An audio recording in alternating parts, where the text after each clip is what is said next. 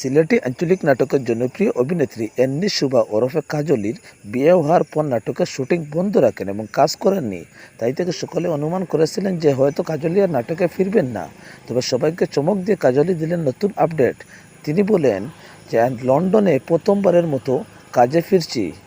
তবে কী কাজ করবেন, সেটা নাটক নাকি কোনো গানের শুটিং করবেন সেটা উল্লেখ করেননি। তবে আমরা আশা করতে পারি যে কাজলি যেহেতু শুটিংয়ে ফিরেছেন, তাহলে অবশ্যই নাটকও করবেন এবং গানের শুটিং সহ বিভিন্ন আপডেট করবেন। তবে সেটা স্বামীকে নিয়ে ছবি পোস্ট করেনি, অন্যান্য আরও অনেকের সাথে ছবি পোস্ট করেছেন। তবে কাজলি কি নাটকে ফিরবেন নাকি গানে ফিরবেন সেটা ক্লিয়ার করেননি। তবে আশা করছে কাজলি নাটকেও ফিরবেন।